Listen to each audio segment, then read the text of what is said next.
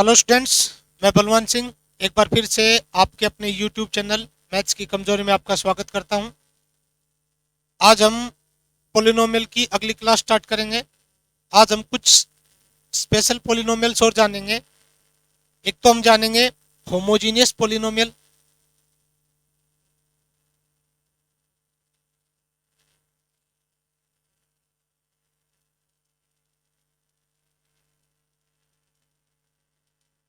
दूसरा हम जानेंगे सिमेट्रिक पोलिनोमियल,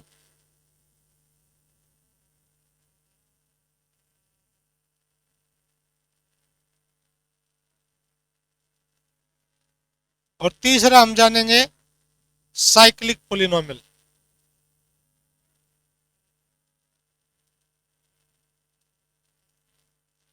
ये तीनों पोलिनोमियल हम जानेंगे आज की क्लास में।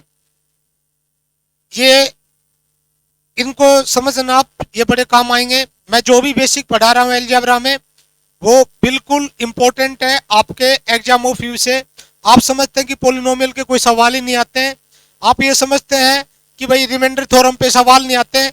मैंने पहले दो वीडियोस बनाए हैं, 2-3 वीडियोस बना चुका हूं मैं। एक तो मैंने पोलिनोमियल पे बनाया है, दूसरा मैंने पोलिनोमियल और अलजेब्रिक एक्सप्रेशन पे, दूसरा मैंने बनाया है किस पे, रिमाइंडर थ्योरम पे भी बनाया है। तो आप पहले वो वीडियोस देखिए। आप ये मत समझिए कि ये काम की चीजें नहीं है। या आपको क्या किया जाता है कि टीचर आता है सीधा सवाल करना स्टार्ट कर देता है। अब टीचर सीधा सवाल पढ़ाता तो सीधे सवाल मैं भी पढ़ा सकता था, लेकिन आप एक बार ये बेसिक पढ़ना जो मैं पढ़ा रहा हूं, और उसके बाद आप सवाल सोल्व करने की कोशिश करना।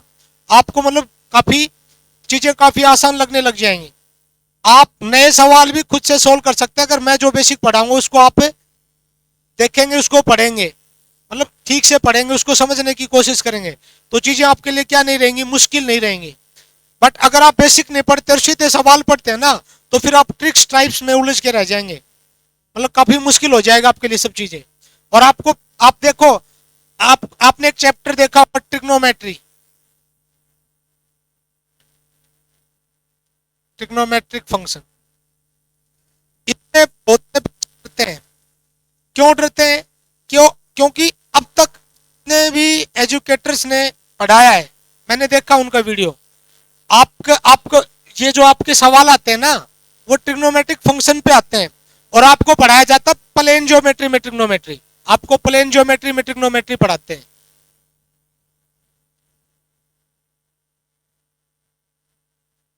प्लेन ज्योमेट्री में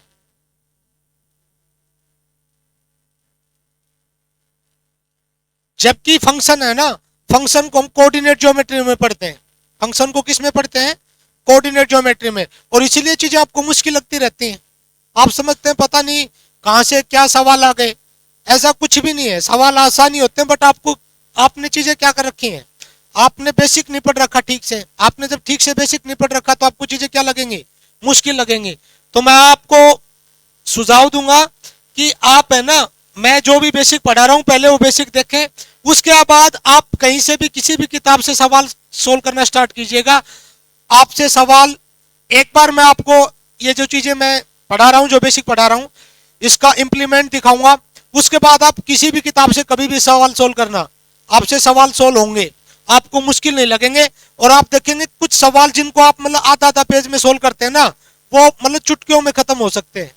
किसकी वजह से? बेसिक की वजह से। आप ये बात सोचना कि टीचर क्यों सवाल को सोल्व कर देता है, आप क्यों सवाल को सोल्व नहीं कर पाते हैं? क्योंकि आप सीधा क्या करते हैं, सीधा सवाल से पढ़ना स्टार्ट करते हैं, आप बेसिक को पढ़ते नहीं है। और जब तक आप बेसिक नहीं पढ़ेंगे ना, तो चीजें आपके लिए क्या रहेंगी, मुश्किल रहेंगी। तो मैं बिल्कुल डिटेल में पढ़ा रहा हूँ ये चीजें, जो अलजेब्रा में बिल्कुल डिटेल में पढ़ा रहा हूँ। इसके बाद जो मेरा वीडियो आएगा थ्योरी ऑफ इक्वेशन पे आएगा, और थ्योरी ऑफ इक्वेशन पढ़ने के बाद है ना, बहुत सा अलजेब्रा वहीं पे खत्म हो जाता है। मैं पढ़ाऊंगा आपको थ्योरी ऑफ इक्वेशन, बिल्कुल अलग अंदाज में पढ़ाऊंगा, जो अब तक आपने इमेजिन भी नहीं की होगी। आप ढूंढ भी लेना, कहीं भी यूट्यूब पे ढूंढ लेना, कहीं भी ढूंढ लेना, आपको वो चीजें मिलेंगी नहीं। ठीक है, तो मैं स्टार्ट करता हूं पहले होमोजीनियस पोलिनोमियल। होमोजीनियस पोलिनोमियल आपने एक आइडेंटिटी पढ़ी होगी, a प्लस बी का स्क्वायर, ये होता है a square plus 2ab plus b square. ये आइडेंटिटी 7वीं क्लास में स्टार्ट हो जाती है, और 7वीं क्लास से लेकर ये चलती रहती है। तो सब बच्चे लगभग लगभग इससे वाकिफ भी है। तो अगर मैं यहाँ ये जो राइट हैंड साइड में जो एक्सप्रेशन है ना, इसकी बात करूँ, एक लेफ्ट हैंड साइड में एक एक्सप्रेशन और एक राइट हैंड साइड में है। तो राइट हैंड साइड में जो एक्सप्रेशन है ना, इसकी बात करूं, इसको देखूं मैं, तो ये एक होमोजीनियस एक्सप्रेशन है। ऐसा एक्सप्रेशन एक होमोजीनियस एक्सप्रेशन है।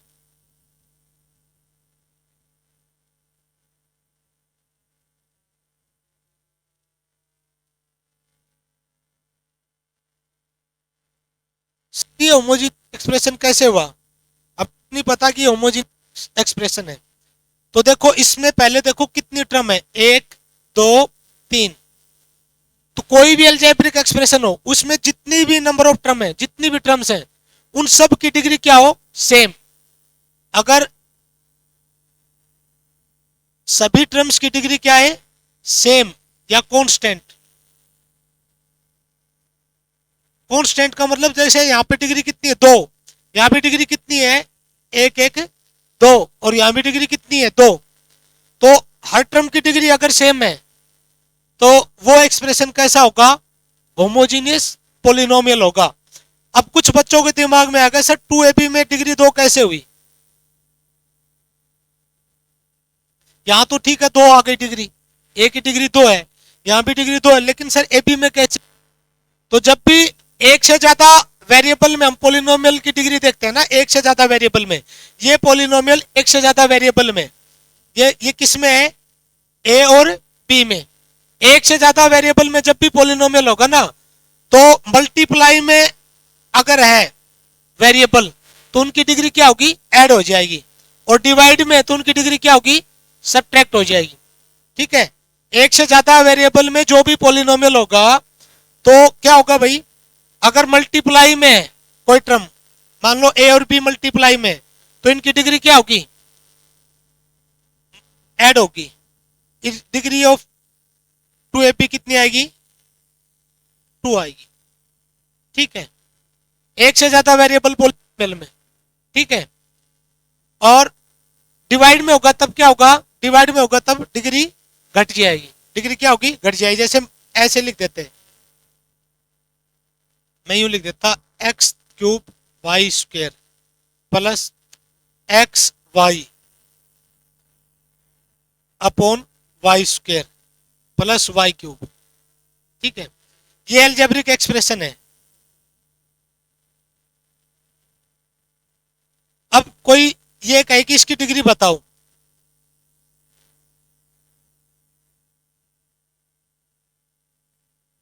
ठीक है, तो पहले देखेंगे हम ये जो अलजेब्रिक एक्सप्रेशन है, हम पहले देखेंगे कितने वेरिएबल में, ये एक और 2 वेरिएबल में, एक वेरिएबल x है और दूसरा वेरिएबल क्या यहाँ पे y। अब हम देखेंगे कि इसकी डिग्री क्या है, तो डिग्री क्या होगी, मैक्सिमम पावर। मैक्सिमम पावर क्या होगी, डिग्री होगी। तो यहाँ पे कितनी है, 3 तो x की है पावर और 2 y की, 2 पावर किसकी है भाई, y की। तो इस टर्म की डिग्री कितनी आएगी, इसकी जब मल्टीप्लाई में होगा तो मैंने क्या कहा, डिग्री ऐड होगी, जुड़ जाएगी। तो इसकी डिग्री हुई 5, एक से ज्यादा वेरिएबल में हो तो। अब यहाँ पे कितनी है, यहाँ पे 1, यहाँ पे 1, लेकिन डिवाइड में 2 भी है, तो यहाँ पे क्या होगा, इसकी डिग्री कितनी आएगी, इसकी डिग्री कितनी आ जाएगी भाई, 2 में से 2 घटाएंगे तो इसकी डिग्री कितनी हो गई, इस टर्म की डिग्री 0। 1 यहाँ पे हुई, 1 यहाँ पे हुई, 2 में से 2 घटाएंगे तो 0। उसके बाद इस टर्म की डिग्री कितनी हुई, 3। तो ये कितनी डिग्री का एक्सप्रेशन है, ये कितनी डिग्री का एक्सप्रेशन है। यहाँ पे देखो पहली टर्म की डिग्री कितनी थी, 5, दूसरी टर्म की डिग्री कितनी है, 0, और तीसरी टर्म की डिग्री कितनी है, 3। ठीक है, तो इसकी जो मैक्सिमम डिग्री कितनी है, 5। तो ये 5 डिग्री का एक्सप्रेशन है। इस एक्सप्रेशन की डिग्री कितनी होगी, 5। इस एक्सप्रेशन की डिग्री कितनी आ जाएगी भाई, 5।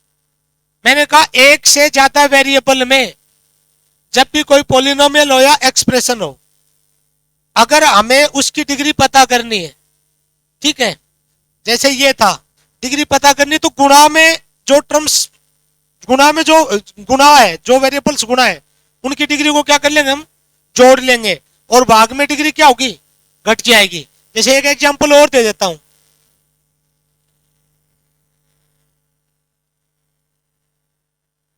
x7 y3 plus x6 y² x y plus x -2 y4। ठीक है, अब कोई आपसे पूछे कि इस एक्सप्रेशन की डिग्री क्या होगी, ठीक है, तो पहले देखो कि ये एक्सप्रेशन में, ये एक्सप्रेशन दो वेरिएबल में, एक वेरिएबल है x और दूसरा है y। ठीक है, तो आप क्या करो, गुणा में जो है ना उनकी डिग्री क्या कर दोगे, और भाग में उनकी डिग्री को घटा दोगे। तो 7 और 3 कितनी आएगी यहाँ पे, इस टर्म की डिग्री 10, इस टर्म की डिग्री। तो पहले दोनों गुणा में 6 तो 8 हो गया, फिर भाग में 1 और 1 2, ये नीचे भी गुणा हो रहे हैं तो इनकी डिग्री क्या हो जाएगी, जुड़ जाएगी, 1 1 क्या आएगी 2, और ऊपर कितना है 8, 8 में से 2 जाएगा तो 6। यहाँ पे डिग्री कितनी आएगी, -2 और 4, इनको जोड़ेंगे, गुणा में डिग्री जुड़ेंगी। देखो यहाँ पे ये दोनों गुणा थे, हमने जोड़ा, 1 1 कितना है 2, और यहाँ भी ये दोनों गुणा में 3 को जोड़ा, ये कितना आया 8, और नीचे कितना आया 2। फिर ये दोनों क्या है, भाग में फिर हमने डिग्री को क्या कर दिया, घटा दिया, 8 में से 2 घटाऊंगा 6, यहाँ पे -2 4, तो यहाँ पे डिग्री कितनी आएगी आपकी, ये दोनों गुणा होंगे तो डिग्री क्या होगी, जुड़ जाएगी, -2 और 4 को जोड़ेंगे तो कितना बचेगा, 2 बचेगा।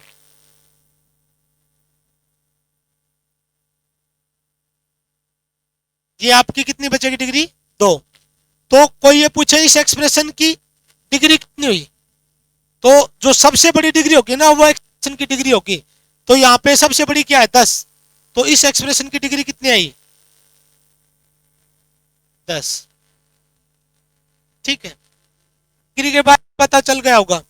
अब फिर से देखिए होमोजीनियस, एक एग्जांपल और देता हूं आपको, a + b होल क्यूब, ये कितना आता है, a³ + 3a² b + 3ab² + b³। ठीक है, क्या आएगा भाई आपका, b³ आएगा। ये आपका ये एक्सप्रेशन आया, इसको हमने सोल्व किया तो आपका जो ये एक्सप्रेशन आया है ना,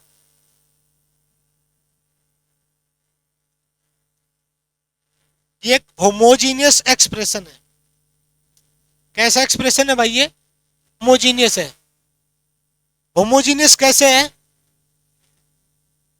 भाई, होमोजीनियस इसमें हर टर्म की डिग्री क्या है,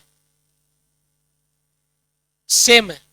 यहां पे कितनी है 3, यहां पे 2 और 1 3 डिग्री, यहां पे भी 1 और 2 3, और यहां पे भी 3।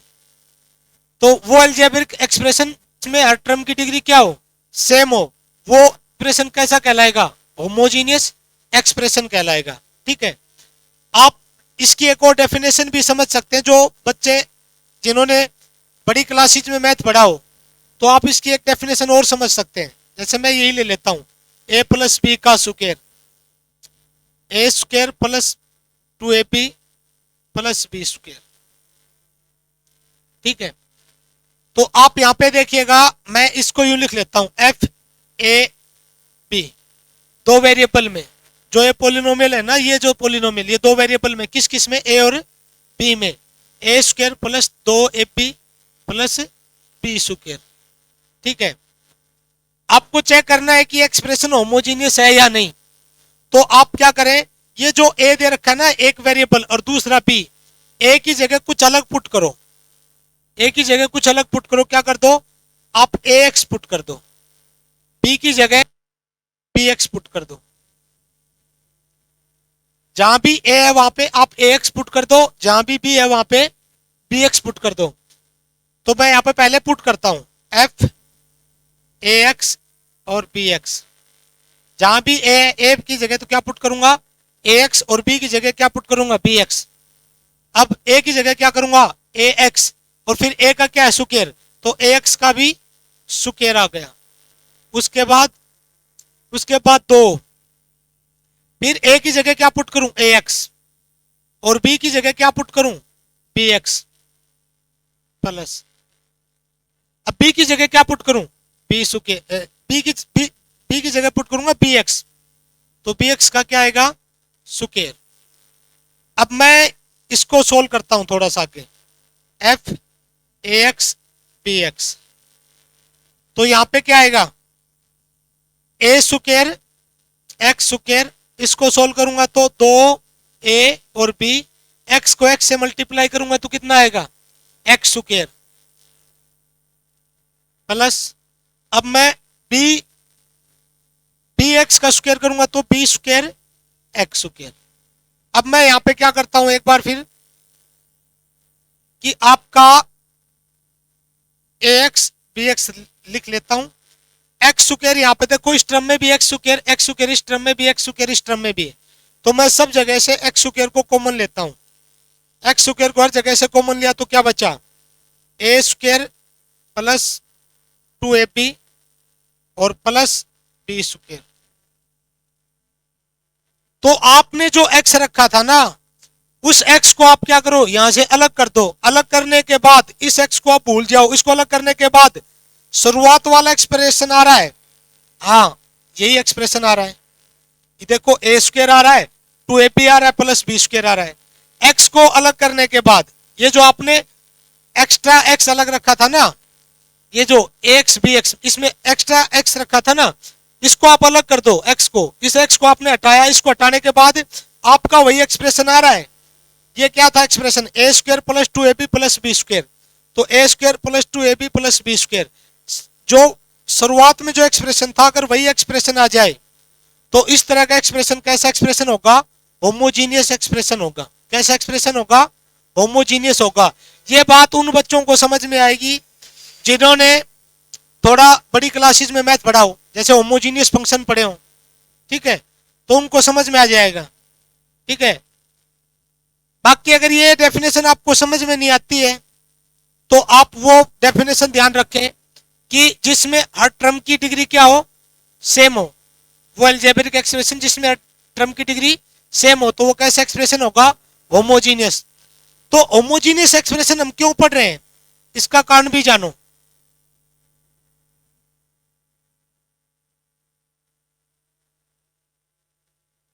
अलजेब्रा में जो सवाल पूछे जाते हैं वो ज्यादातर तो आइडेंटिटी बेसिक्स पे पूछे जाते हैं, आइडेंटिटी के बेसिक्स पे,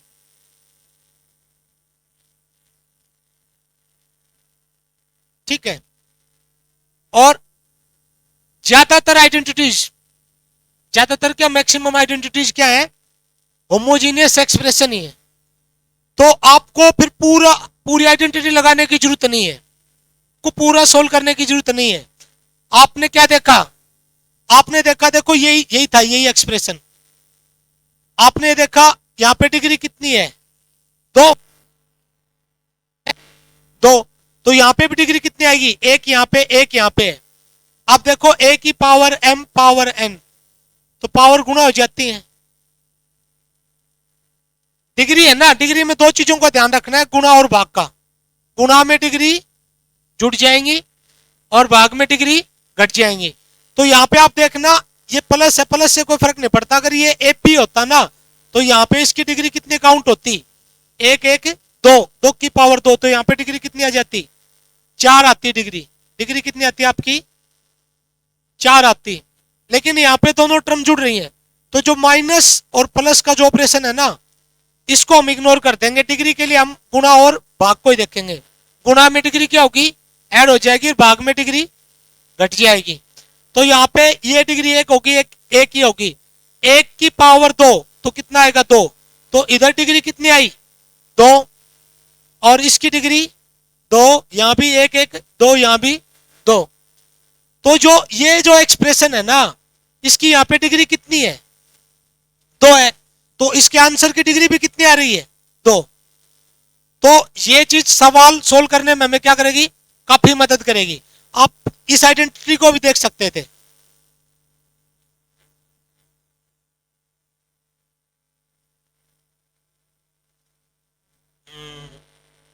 a प्लस बी क्यूब,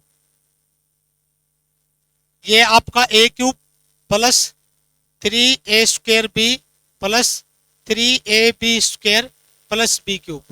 अब इस आइडेंटिटी पे कोई सवाल पूछा जाएगा ना, तो आपको वो पूरा सोल्व करने की जरूरत नहीं है। आपने क्या देखा, आपने देखा कि इस एक्सप्रेशन की डिग्री कितनी आ रही है, एक की पावर 3 कितनी आएगी, 3, यहाँ पे 3, यहाँ पे 2 और 1 3, यहाँ पे 1 2 3, यहाँ पे 3।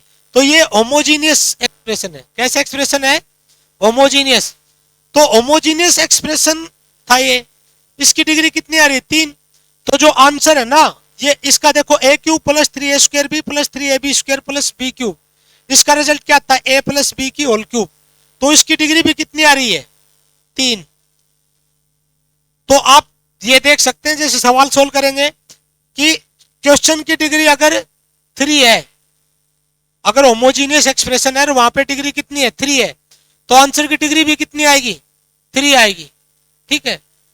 कुछ लोग कहते हैं हमारी खोज है, कोई खोज वगैरह नहीं है, ये बातें पहले से मौजूद थी। यहाँ पे पहले से देखो, यहाँ पे एल्जेब्रिक एक्सप्रेशन है। कैसे एक्सप्रेशन है ये, होमोजीनियस।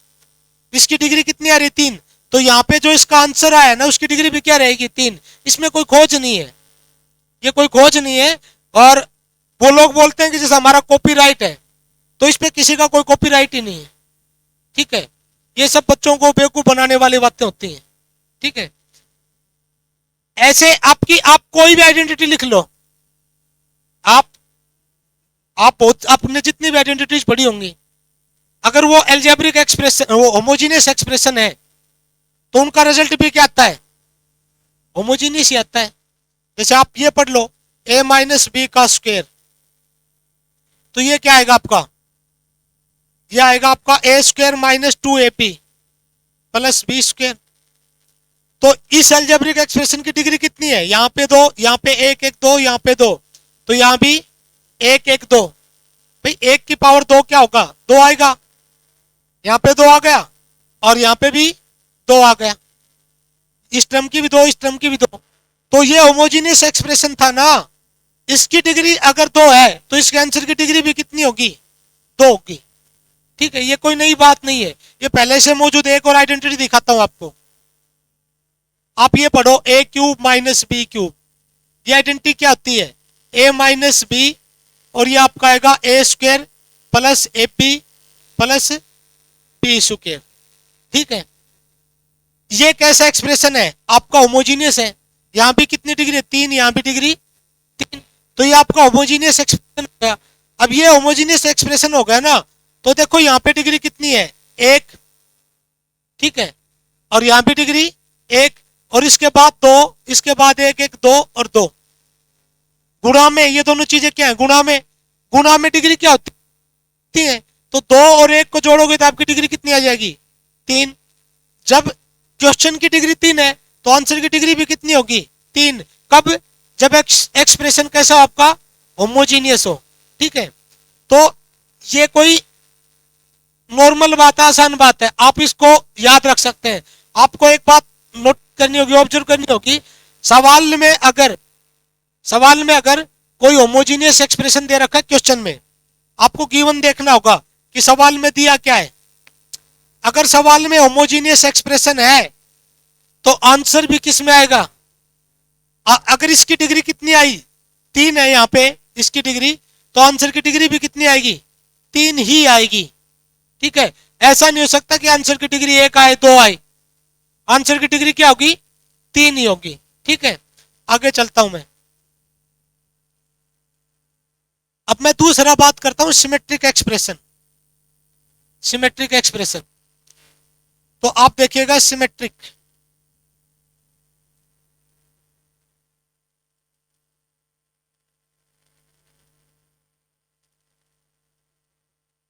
सिमेट्रिक पोलिनोमियल बोल लो, सिमेट्रिक एक्सप्रेशन बोल लो, या सिमेट्रिक फंक्शन। ठीक है। आप तीनों चीजों को पढ़ सकते हैं। तो मैं सिमेट्रिक एक्सप्रेशन बताता हूं, तीनों एक ही चीजें हैं। तो मैं आपको लिख रहा हूं वही आइडेंटिटी, a प्लस बी का होल स्क्वायर। ये क्या आता है, a² plus 2ab plus b²। ठीक है। आपके पास ये एक्सप्रेशन है, आपके पास कौन सा एक्सप्रेशन है, ये a² plus 2ab plus b square. आपने देखा ये होमोजीनियस तो था ही, अभी हमने डिस्कस किया था। अब ये सिमेट्रिक भी है। सर सिमेट्रिक कैसे है या सिमेट्रिक होने का मतलब है? तो देखो हम यहाँ पे देखेंगे कितने वेरिएबल है।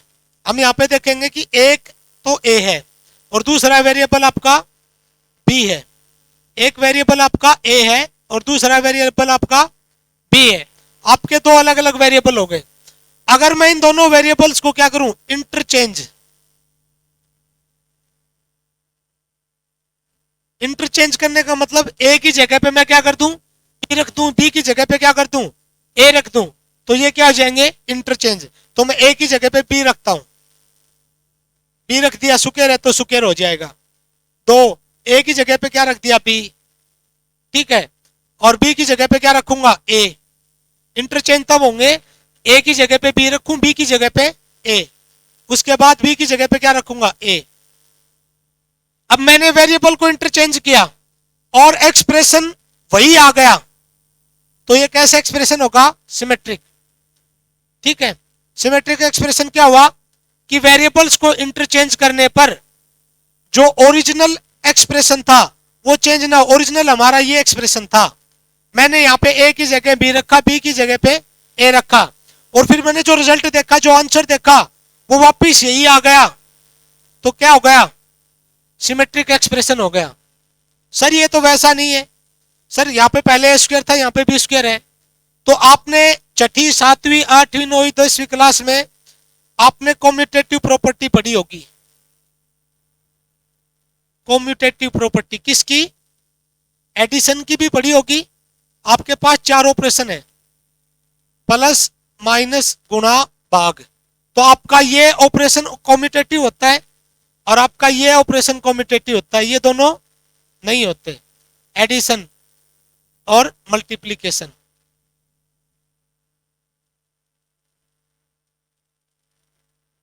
तो अगर आप ए स्क्वायर प्लस बी स्क्वायर लिखते हो ना, तो इसको आप बी स्क्वायर प्लस ए स्क्वायर लिख सकते हो। एडिशन की आपका कॉम्यूटेटिव है, ठीक है, ठीक है भाई। दूसरा आप ए पी लिख सकते हो ना, तो आप इसको बराबर लिख सकते हो बी ए के। मल्टीप्लीकेशन इन दोनों का गुणा भी क्या है, कॉम्यूटेटिव। तो ये एक्सप्रेशन वही एक्सप्रेशन आ गया। टर्म्स को आगे पीछे रखने से कोई फर्क नहीं पड़ने वाला, ये चीज और ये चीज सेम चीज है, ठीक है।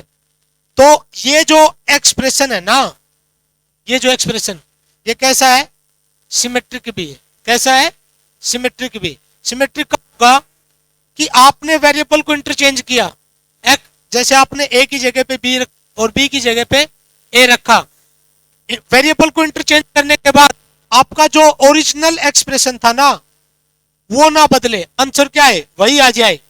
आपका आंसर ये आया, और ये आंसर कौन सा एक्सप्रेशन आया, ये जो आपका ओरिजिनल एक्सप्रेशन था वही आ गया।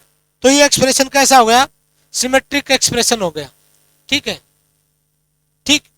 तो सर सिमेट्रिक एक्सप्रेशन में क्या होगा, सिमेट्रिक एक्सप्रेशन क्यों पढ़ रहे हैं, इससे क्या फायदा होगा, सिमेट्रिक एक्सप्रेशन से फायदा होगा, क्या फायदा होगा,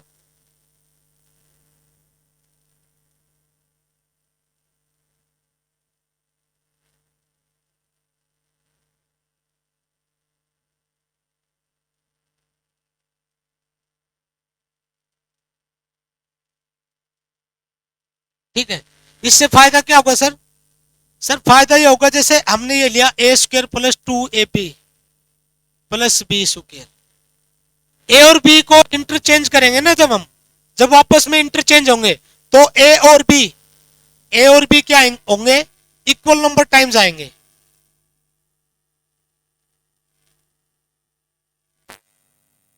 जितनी बार किसी एक्सप्रेशन में ए आएगा, उतनी बार क्या आएगा, बी आएगा। तभी आप क्या कर सकते हो, इंटरचेंज कर सकते हो, ठीक है। अगर ए ज्यादा बार आ रहा है, बी कम बार आ रहा है, तो क्या होगा, और बी को आप इंटरचेंज नहीं कर सकते। इंटरचेंज करने को तो कर, लेकिन फिर क्या होगा, ओरिजिनल एक्सप्रेशन नहीं मिलेगा आपको। जैसे हमने इंटरचेंज किया था तो हमें यही एक्सप्रेशन मिल गया था, लेकिन अगर ए ज्यादा बार है, बी कम बार है, और आप इंटरचेंज करोगे, तो फिर क्या होगा, आपने आपका जो शुरुआत में जो एक्सप्रेशन होगा ना, वापिस वही एक्सप्रेशन नहीं मिलेगा, ठीक है। तो ए और बी क्या आएंगे, इक्वल नंबर टाइम्स आएंगे। और जब ए और बी इक्वल नंबर टाइम्स आएंगे और ए को बी की जगह पे रखा जा सकता है और बी को ए की जगह पे रखा जा सकता है, तो हम क्या कर सकते हैं, ए और बी को बराबर पुट कर सकते हैं। हम क्या कर सकते हैं, ए और बी को बराबर पुट कर सकते हैं। जब मैं सवाल करूंगा ना तो ये चीज दिखाऊंगा आपको, क्लियर दिखाऊंगा। होमोजीनियस एक्सप्रेशन का यूज भी दिखाऊंगा और आपको सिमेट्रिक एक्सप्रेशन का यूज भी दिखाऊंगा। आपने पढ़ा भी होगा, कुछ टीचरों ने पढ़ाया होगा कि भाई जहां भी सिमेट्रिक एक्सप्रेशन हो तो वहां पे सारे वेरिएबल बराबर रख लेते। आपको समझ नहीं आता होगा कि बराबर क्यों रख रहे हैं, तो बराबर रखने का कारण यही होता है कि ए और बी को क्या किया जा सकता है, इंटरचेंज किया जा सकता है। इंटरचेंज कब होंगे, कोई भी सिमेट्रिक एक्सप्रेशन हो वही वेरिएबल इंटरचेंज होंगे जो क्या है, इक्वल नंबर टाइम्स आए। ठीक है, अगर ए कम बार आए बी ज्यादा बार आए तो आप क्या नहीं कर सकते, ए को बी से इंटरचेंज नहीं कर सकते। इंटरचेंज करने का मतलब रिप्लेस, भाई ए की जगह पे बी रख देना। ठीक है, तो आप तभी इनको रिप्लेस कर सकते हो, तभी आप इसको इंटरचेंज करते हो जब ए और बी क्या है आपका, इक्वल नंबर टाइम्स। ठीक है सर, तो क्या दो वेरिएबल में सिमेट्रिक एक्सप्रेशन होते हैं, 3 में भी हो सकते हैं, 4 में भी हो सकते हैं, 5 में भी, कितने वेरिएबल में हो। ठीक है, मैं आपको एक आइडेंटिटी और बताता हूं, वो होमोजीनियस भी है, जैसे a cube plus b cube plus c cube minus 3abc।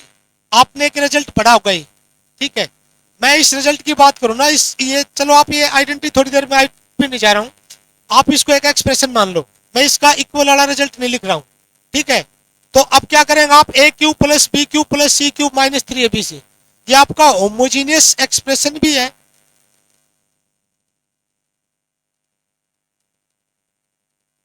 और ये आपका सिमेट्रिक भी है।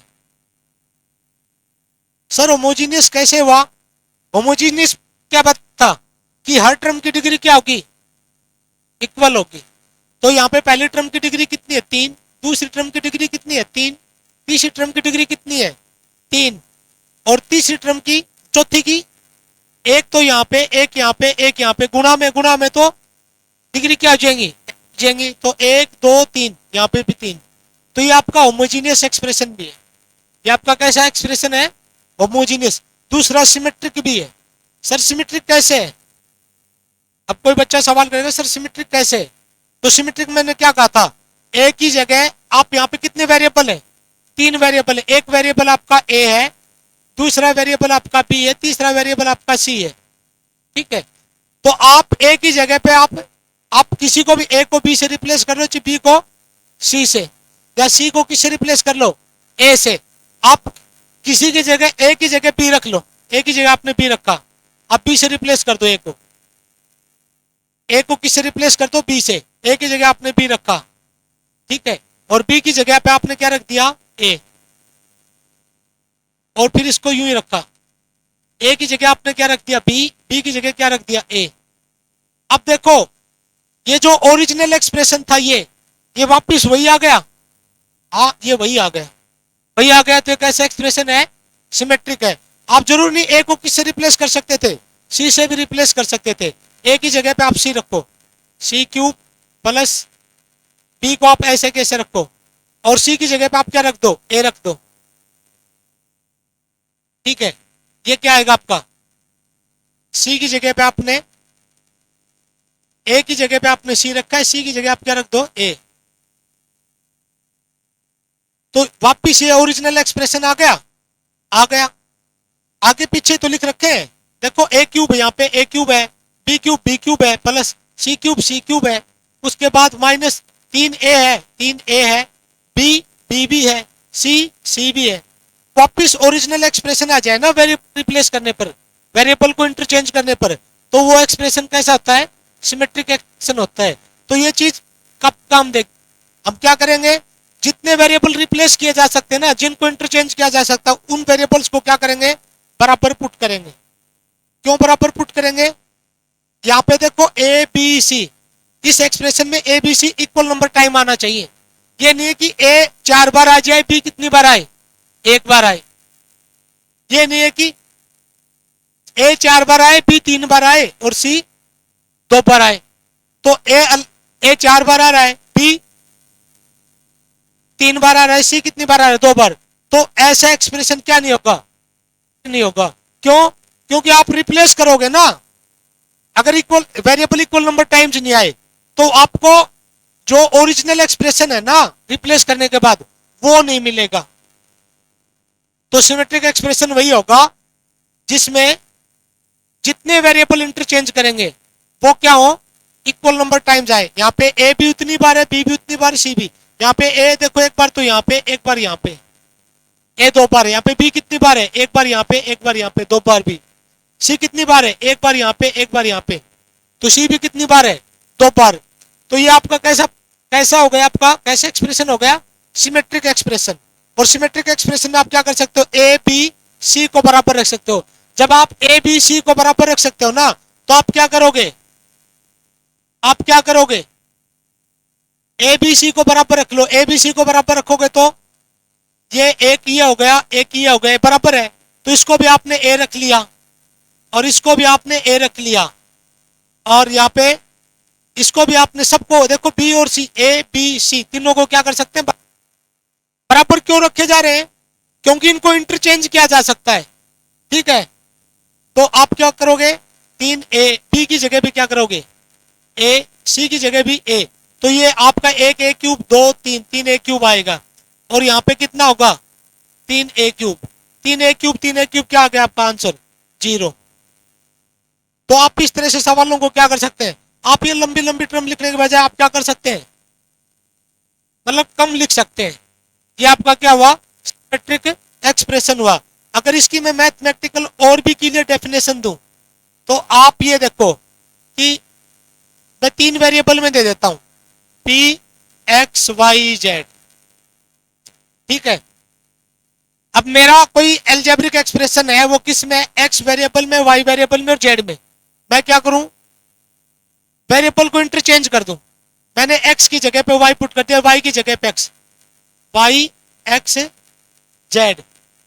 ठीक है, और फिर मैं तीसरी बार जेड की जगह वाई कर दूं और वाई की जगह जेड। तो मेरा पी एक्स जेड वाई। ठीक है, ये पी एक्स वाई पोलिनोमियल कितने वेरिएबल में, 3 वेरिएबल में। ये 3 वेरिएबल में जैसे मैं पी एक्स वाई लिखूं ना, तो पी एक्स जेड का मतलब क्या होगा, जैसे आपका 3 वेरिएबल में पोलिनोमियल, 3 वेरिएबल में कोई भी, जैसे मैं ये कहता हूं x plus y plus z, तो ये 3 वेरिएबल में पोलिनोमियल आपका, ये 3 वेरिएबल में आपका एल्जेब्रिक एक्सप्रेशन है। तो 1 वेरिएबल 2 3, ठीक है, 3 वेरिएबल में आपका ये क्या है, एक्सप्रेशन है। अब मैं क्या कर रहा हूं, मैंने x की जगह पे क्या रखा, दूसरी बार मैंने आपका x की जगह पे रखा y, और y की जगह पे क्या रखा, x z। तो देखो मैं x की जगह पे y रख देता हूं यहाँ पे, और क्या करता हूं, y की जगह पे क्या रख देता हूं, x z। ये जो मैंने रिप्लेस किया, मैंने इंटरचेंज किया किसको, y और x को। y और x को इंटरचेंज करने के बाद क्या हुआ, वही एल्जेब्रिक एक्सप्रेशन आ गया ना जो शुरू में था। तो ये कैसा हो गया, सिमेट्रिक एक्सप्रेशन होगा। इसी तरह से आप यहां भी कर सकते थे, पी एक्स जेड वाई। आपको क्या करना है, वाई को जेड से रिप्लेस करना है और जेड को वाई से, मतलब आप इंटरचेंज करो, रिप्लेस करो। अगर ओरिजिनल एक्सप्रेशन आ गया तो आपका कैसा होगा, सिमेट्रिक एक्सप्रेशन। तो मैं यहाँ पे देखो एक्स तो मेरा सेम है, मैं जेड को वाई को किससे रिप्लेस कर रहा हूं, देखो यहाँ पे वाई को किससे रिप्लेस कर रहा हूं, जेड से। तो वाई की जगह क्या रख दूंगा, जेड। और मैं जेड को किससे रिप्लेस कर रहा हूं, वाई से। वाई कितना हो गया आपका, जेड को मैं वाई से रिप्लेस कर रहा हूं तो वाई। ठीक है, तो देखो ये क्या आ गया, ये इनिशियल जो शुरुआत में आपका एक्सप्रेशन था वही आ गया, वही पोलिनोमियल आ गया। तो ये कैसा एक्सप्रेशन हो गया, सिमेट्रिक। और अब आप यहाँ पे क्या कर सकते हो, x बराबर वाई बराबर जेड पुट कर सकते हो, क्योंकि x भी एक बार आया, y भी एक बार, z भी एक बार। तीनों क्या रहे हैं, इक्वल नंबर टाइम जा रहे हैं। ये तीनों इक्वल नंबर टाइम जा रहे हैं, और आप क्या कर रहे हो, x को y से रिप्लेस कर रहे हो, y को x से, और z को x से, z को y से। आप किसी को किसी से रिप्लेस कर लो, आपको रिप्लेस करने के बाद वही एक्सप्रेशन मिल रहा है, तो वो एक्सप्रेशन कैसा होगा, सिमेट्रिक। तो इस केस में आप क्या कर सकते हो, आप इस केस में एक्स वाई जेड को पुट कर सकते हो इक्वल। तो आप क्या करोगे, यहाँ पे एक्स वाई जेड को इक्वल पुट करोगे ना, तो ये भी एक्स होगा, ये भी एक्स होगा, ये भी एक्स, तो x plus y plus z आपकी क्या वैल्यू देगा, 3x। तो आपका सवाल क्या हो जाएगा, जब इसको आप सवाल में यूज, सवाल आपका क्या हो जाएगा, छोटा हो जाएगा। अब मैं तीसरे एक्सप्रेशन की बात करता हूं। ये चीज मैं जल्दी, बस मैं 2-3 वीडियोज और बनाऊंगा बेसिक पे, लगभग तीन वीडियोज और आएंगी। उसके बाद है ना हम किरण की बुक्स सोल्व करेंगे, तो आप इन चीजों का बिल्कुल प्रैक्टिकली इंप्लीमेंट देखेंगे। ये नहीं आपको पता ही नहीं चले कहाँ पे सिमेट्रिक एक्सप्रेशन है, आपको ये ना पता चले कहाँ पे होमोजीनियस एक्सप्रेशन, ऐसा कुछ भी नहीं होगा। आप हर एक चीज को मतलब क्लियरली पहचानेंगे। अब तीसरी बात करता हूं मैं, साइक्लिक पोलिनोमियल या साइक्लिक एक्सप्रेशन। तो आपके बहुत से एक्सप्रेशन साइक्लिक भी होते हैं। साइक्लिक का मतलब क्या होता है, साइक्लिक का मतलब होता है कि साइकिल चलती रहे, ठीक है। जैसे मैं क्या करूं, मैं एक आइडेंटिटी लिख लेता हूं, a प्लस बी प्लस सी का स्क्वायर। पहले आप उसी से समझना, ये क्या आएगा भाई आपका, a square plus b square plus c square plus 2ab plus 2bc plus 2ac। ये जो एक्सप्रेशन है ना, ये होमोजीनियस भी है। कैसा है भाई, होमोजीनियस भी है, क्योंकि दो दो दो एक और एक दो, डिग्री दो, यहाँ पे डिग्री एक एक दो, एक एक दो, हर टर्म की डिग्री क्या है, दो। और आप यहाँ पे देखोगे ना, एक एक, यहाँ पे एक एक, जोड़ में डिग्री ज्यों की त्यों रहेगी। तो एक की पावर दो कितना है, दो, तो आंसर की डिग्री भी कितनी आ गई, दो। तो ये आपका होमोजीनियस एक्सप्रेशन है, ठीक है। इसका यूज आप किसी भी सवाल में देखते हैं, सवाल में देखेंगे क्वेश्चन की डिग्री कैसी है, क्वेश्चन में कैसा एक्सप्रेशन दिया गया है, होमोजीनियस, तो आपका जो आंसर होगा ना उसकी डिग्री भी क्या होगी, होमोजीनियस होगी, ठीक है। दूसरी चीज, अब आपका ये सिमेट्रिक भी है। सिमेट्रिक कैसे, आप ए को बी से रिप्लेस या बी को सी से, आप किसी भी वेरिएबल को किसी से भी इंटरचेंज कर लो, आपका जो ओरिजिनल एक्सप्रेशन है ना वो वही रहे। तो ये कैसा हो गया, सिमेट्रिक भी हो गया। कैसा हो गया, सिमेट्रिक भी हो गया। उसके बाद तीसरी चीज क्या होगी आपकी, तीसरी चीज होगी आप, ये साइक्लिक है कि नहीं। साइक्लिक का मतलब, साइक्लिक का मतलब मैंने 1 2 3 वेरिएबल में लिया, पहले ए, फिर मैंने लिया बी, और फिर मैंने लिया सी। तो ए के बाद बी आ रहा है, बी के बाद सी आ रहा है, सी के बाद फिर ए आ जाए ना, ए के बाद आपका क्या आ रहा है बी, बी के बाद सी, और सी के बाद फिर क्या है ए। तो वो एक्सप्रेशन कैसा होगा आपका, साइक्लिक। देखो यहाँ पे ए के बाद क्या आ रहा है बी, बी के बाद सी, तो देखो यहाँ पे ए के बाद बी, बी के बाद सी, फिर आप यहाँ पे ए के बाद बी, बी के बाद सी। तो आप इस एक्सप्रेशन को देख रहे हैं, तो ये कैसा है, साइक्लिक भी है। साइक्लिक का मतलब आप क्या समझोगे कि ए के बाद बी आए, बी के बाद सी आए, सी के बाद ए आए।